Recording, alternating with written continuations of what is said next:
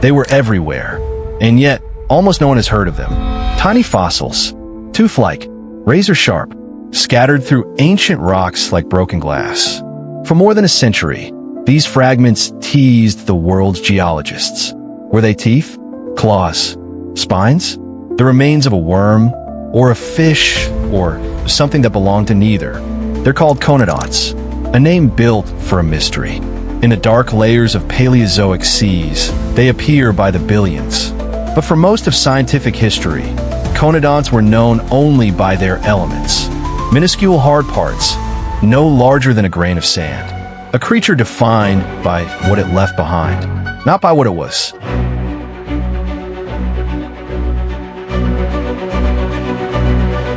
Imagine trying to identify an animal from a single fingernail, and yet these fragments mattered because they became timekeepers. Their shapes shifted through the ages in reliable patterns, letting scientists date rocks with precision. Oil companies depended on them. Paleontologists obsessed over them. A fossil that could guide you to the past and still refused to show its face. So what on earth were the conodonts? To find out, we have to sink beneath vanished continents into oceans that no longer exist, to a time when complex life was still experimenting, and the rules of animals were not yet fully written. Somewhere in those seas, something small carried a mouth full of blades, and the planet kept its secret for hundreds of millions of years. At first glance, the conodont elements look like teeth. Curved cusps, serrated edges, tiny combs and spears. But teeth belonged to jaws, and jaws belonged to vertebrates, or so we thought. In the 1800s, some researchers argued conodonts were fish. Others said worms. Others imagined they were parts of crustaceans, or the spines of strange, jelly-like animals. The problem was simple. No body, just the hard parts. Detached, mixed, and scattered. A puzzle with most of its pieces dissolved by time. Then came a clue, hidden in arrangement. In rare rock deposits, where mud settled gently and oxygen was scarce. Conodont elements were found together in clusters, as if still held in a living mouth. Not one tooth, a whole set, paired structures, rows, symmetry. This was not random debris. It suggested an animal with a feeding apparatus, a machine built for gripping, slicing, and crushing. And the elements themselves held another secret. Under the microscope, they reveal growth lines like enamel and chemical signatures like bone. They were made of apatite, a calcium phosphate mineral, the same basic mineral in vertebrate teeth and skeletons. But if conodonts were vertebrates, then they were among the earliest. And that raises a deeper question. What kind of vertebrate could be so abundant, so successful, and still vanish into ambiguity?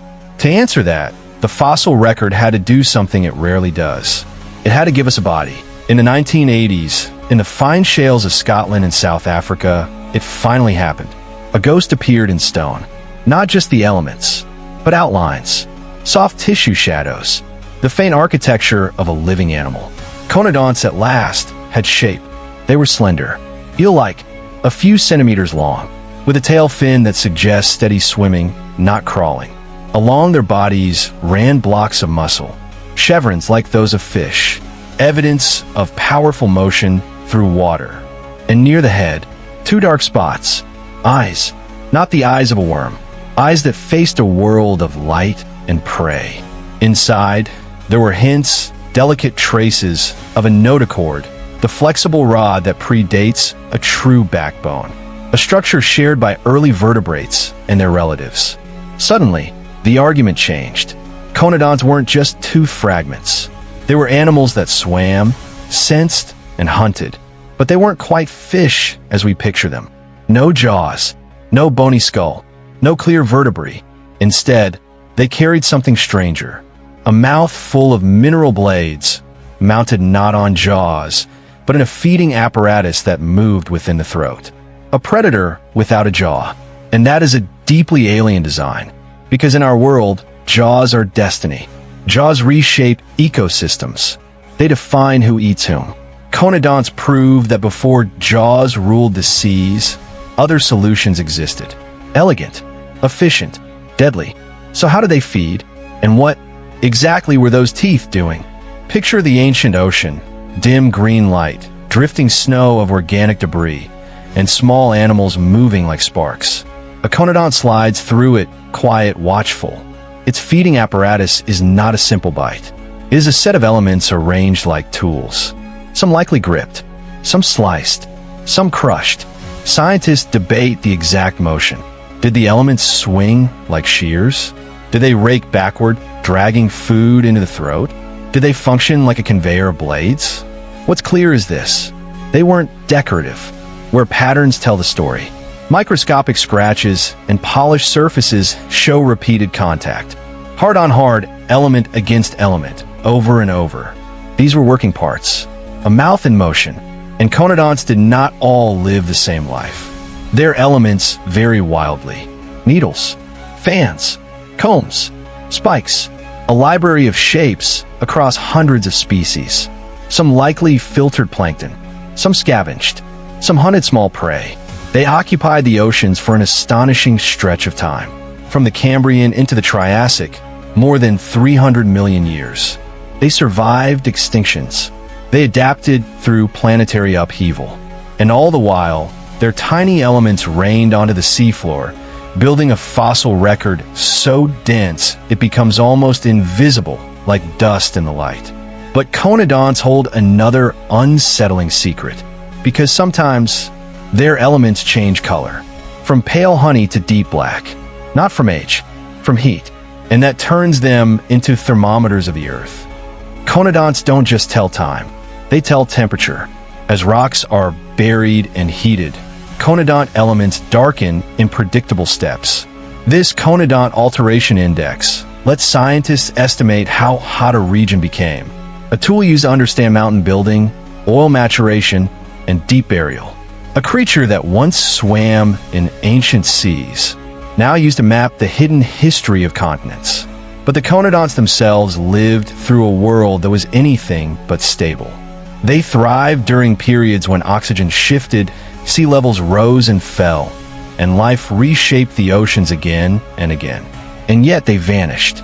At the end of the Triassic, amid one of Earth's great mass extinctions, conodonts disappear from the record. No slow decline, no gradual fading, just silence. Why? Perhaps their jawless feeding system, so successful for so long, met a new kind of competition. Jawed fishes had diversified. Marine reptiles were rising. New predators, new prey, new pressures. Or perhaps the extinctions altered the oceans themselves. Chemistry, temperature, food webs, changing the conditions conodonts depended on. We can trace their presence in rock like a heartbeat, and then suddenly flatline. After 300 million years of survival, they left nothing behind but their blades. Which returns us to the central strangeness. How can a creature be so widespread, so enduring, and still feel like a visitor from another rulebook of life? Conodonts sit at an edge in evolutionary history. They look like vertebrates. They move like vertebrates. Their tissues hint at the beginnings of a backbone, and their elements are mineralized like teeth, but arranged in a way that no living animal uses today. They are familiar and not.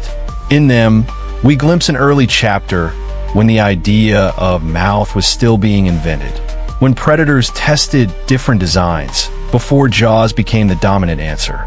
Their C's are gone now. Their bodies are almost always erased, but their tiny elements persist by the billions, patiently embedded in stone, waiting for someone to notice that a grain of sand can be a weapon. And in a way, conodonts are still doing what they always did. They guide us through time, through temperature, through the deep history of life. But their final identity remains just out of reach. Were they true vertebrates, or was something just outside that circle? How exactly did their feeding apparatus move? And what other strange body plans flourished in the shadows, only to vanish without leaving a trace? In the quiet of the rock record, conodonts remind us of a larger truth. Earth's past is not a straight line toward the present. It is a labyrinth of experiments, and most of them we will never meet.